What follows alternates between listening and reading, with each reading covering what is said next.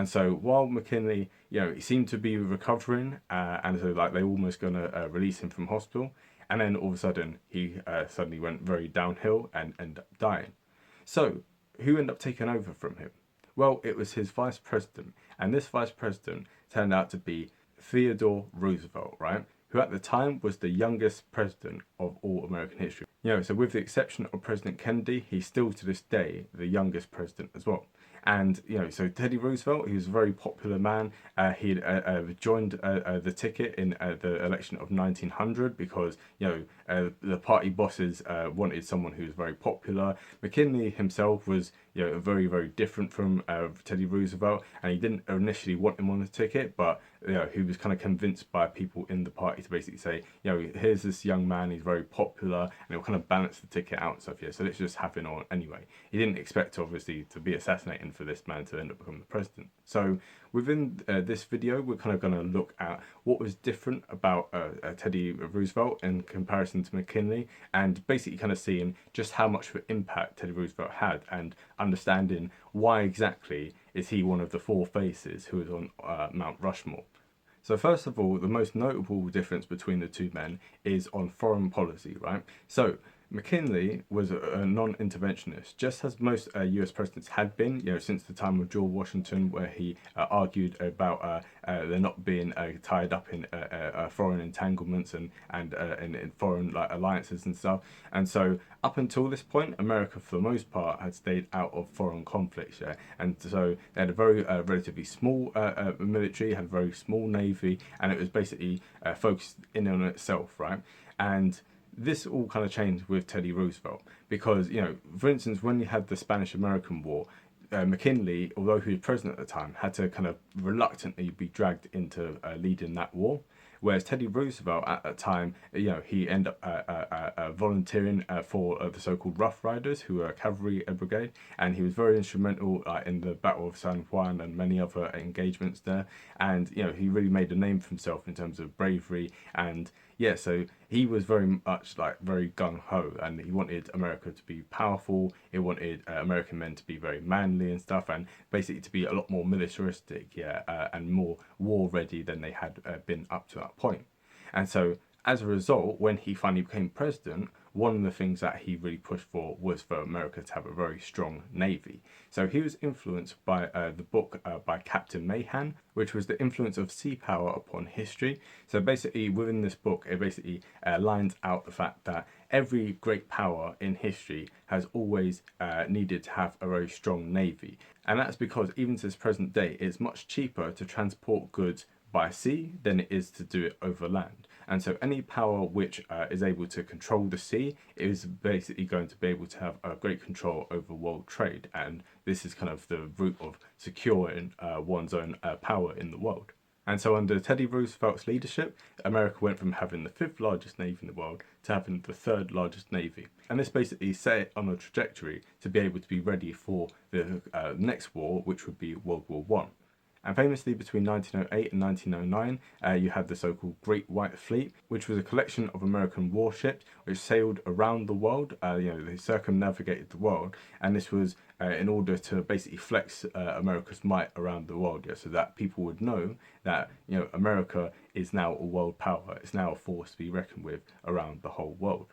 However, a little bit closer to home, this is where Roosevelt really flexed his muscles. So you'd had the so-called Monroe Doctrine, which had been set up by President Monroe many years earlier in the 1820s, and this basically just laid out that European powers were not able to conquer countries within the Western Hemisphere. So all the different countries in Latin America had gained their independence from Spain and from Portugal, and it's basically kind of saying that other European powers should basically keep off it, right? So it's fine for them to have their colonies in the Caribbean and elsewhere, but it was a thing where, from now on, the countries which are independent, they could no longer be recolonized, and America would intervene wherever this took place.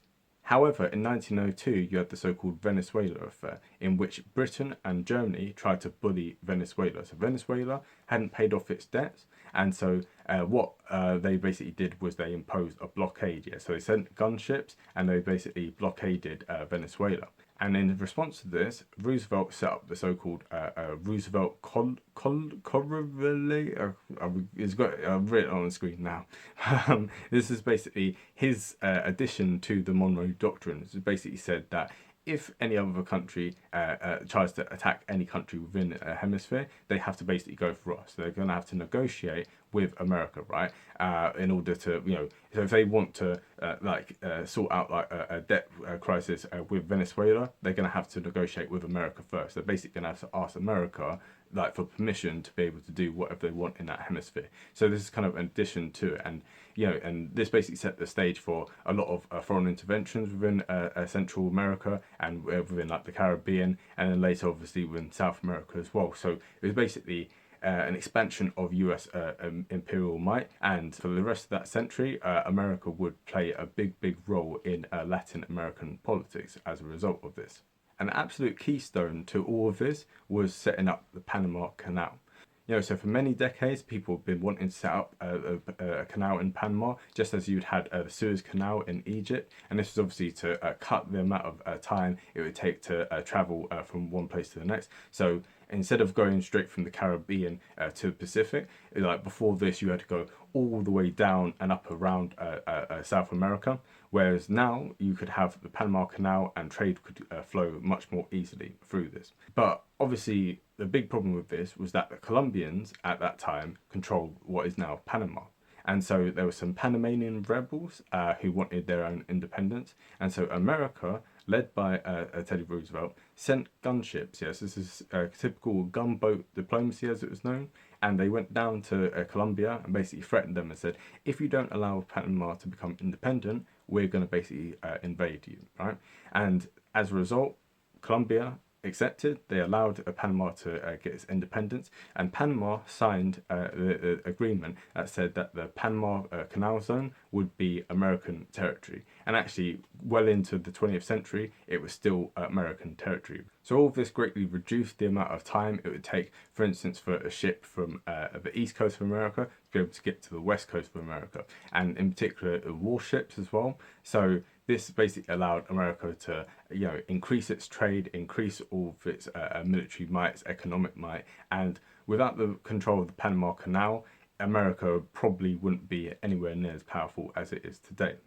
And all of this is typified by what Teddy Roosevelt often said, which was the so-called, the big stick policy, right? So as he'd always say, this is a famous African saying, which is that one ought to speak softly and carry a big stick. So in other words, be strong, but don't go bragging about it and stuff. The fact that you're strong means that people won't threaten you, means that you can basically live in peace. And this kind of policy extended to President Reagan, who famously kind of referred to it as peace through strength. So the idea that, by America being strong, it would deter foreign hostile powers. So, a big argument for why was there World War II and the rise of the Nazis was because America was weak. America was not active, and so as a result, it led to a breeding ground basically for countries to think that they could get away with certain things. Whereas if America is strong, then her interests are going to be secured, and there's less likely chance that she'll have to go to war because people will be well aware of just how powerful she actually is. So a big part of American foreign policy for the next century or so has been this idea of peace through strength. And this is why America's military, even today, is the largest in the world. Right, so now that we've discussed Teddy Roosevelt and his foreign policy, now let's focus a little bit more on domestic policy and how he differed from McKinley. So within this, we have to kind of understand that, first of all, obviously in America at the time, you had Jim Crow, you had real segregation between the different races and stuff, and particularly in the South, but also not exclusively in the South, we also had it in the North as well. So one of the things that Roosevelt did was to invite Booker T. Washington, a very famous African-American civil rights activist, and he basically invited him to the White House. Now, obviously, this was met with a lot of condemnation from people, in particular in the South, and Roosevelt, he really argued against this and stuff, and basically said that he wasn't going to be dissuaded by people about this kind of issue.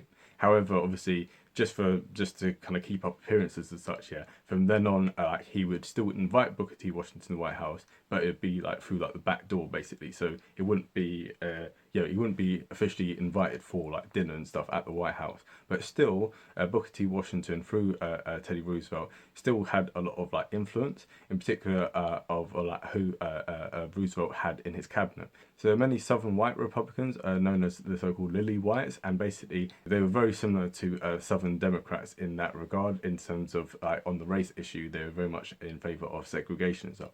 And so this is something which Roosevelt was really opposed to, and through the influence of Booker T. Washington, he managed to keep these people out of the cabinet. Yeah, so only people who were at least sympathetic, at least, yeah, to the kind of cause of civil rights were able to be like put into the cabinet. Not saying that he was a massive progressive, and but like for the time he was very progressive, and it's much better than what would happen with some later presidents, and particular with Woodrow Wilson, and then even with like FDR and other people like that, who purposely kind of kept black people at arm's length. Yeah, so he was a real advocate and champion for civil rights. On top of that, he also flexed progressive credentials. That's quite difficult to say. Progressive potentials, wherever. Anyway, basically, he was very much in favour of what he called the so-called Square Deal. So this is basically to set the kind of stage for what would later become the kind of welfare state in America. So he advocated for a federal income tax, and later in 1913, this became the 16th Amendment to the US Constitution. And he was also very pivotal in many other reforms as well, most notably in so-called trust busting. So what we have to understand in that era was the so-called Gilded Age. So you had large corporations basically being in control of a large part of the economy, and also of like politics as well. And there was a great deal of income inequality, and a kind of a feeling that rich people and poor people, like the gap between them was like getting wider and wider. Stop me if any of this sounds familiar at all.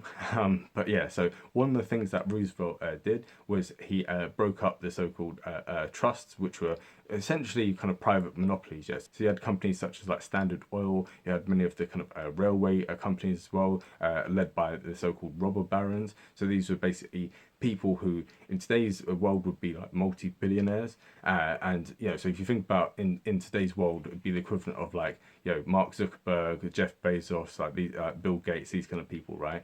And so what Teddy Roosevelt wanted was to basically break up these large corporations in order to make capitalism more competitive, and also to reduce the amount of concentration of power. Because if power is concentrated, whether it be in the hands of the government or in private hands, that's not a good thing for ordinary citizens. Yeah, you want to have, in a democratic society, you want to have dispersal of power rather than it being concentrated in the hands of a few people. So this is one of the things that he really tried to push for in the Square Deal. He didn't want to impoverish rich people, didn't want to take away all their wealth, but at the same time he was like, actually, if the game gets rigged, it's not good for rich people, and it's not good for poor people either.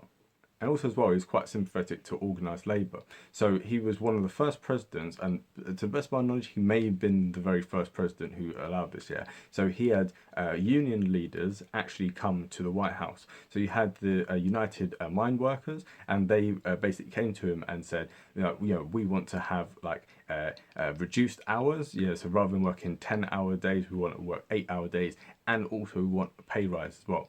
So they didn't manage to get the 8-hour days. However, this managed to be reduced down to 9 hours, and they also got a pay increase as well. So this was a thing where, this is where you start to kind of see that there's a bit more of a rebalancing within America, rather than it just being like pro business all the time, which, it's important in some regards, but it also has to be balanced with a certain level of being pro labor as well, because at the end of the day, a business isn't just run by the people at the top. It's not just the management, it's not just the CEOs, etc., etc. A business is also the workers who make up that thing as well, and also the consumers. And also something that Teddy Roosevelt pushed both in his first term and in the second term was consumer protections. Lots of regulations, such as food safety and many other things as well. So these were kind of things which started to be pushed by Teddy Roosevelt, and this is the beginning of what we kind of refer to in America as the so-called progressive era, right? So this is where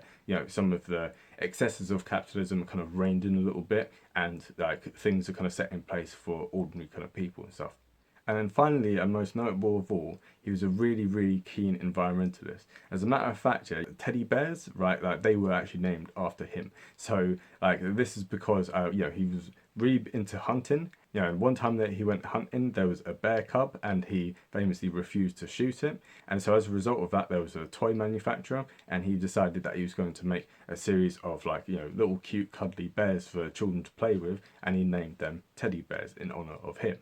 On top of that, he helped to pass the so-called Newland Reclamation Act of 1902. And so what this basically did was it basically bought up 230 million acres and put it under federal protection, and also helped set up some dams, which also would help irrigate like small farms and stuff. So this was basically a way of basically preserving nature and preserving America's kind of its environmental heritage as such. And there's also a reason why, even to this day, you can see the population of America, as we discussed in previous videos, is very much focused on like the eastern part of the country, and there's not so much in the west. And also as well, if you look on the map of what percentage of each state is controlled by like, the federal government and what percentage is not. So in most states in like the east, the federal government controls a very small amount. Most of it is in private hands. However, out west, most of the land is in the hands of the federal government, and this is because you had setting up of national parks, the expansion of all these kind of things, which basically help to preserve and help to protect the environment. So we have that to thank for with regard to Teddy Roosevelt, right? Because he helped to really understand that yes, obviously America was growing as a country, but that it shouldn't. Again, it has to be this kind of balance, between like economic advancement and also a protection and preservation of the environment. So this is one of the things that he really kind of pushed for.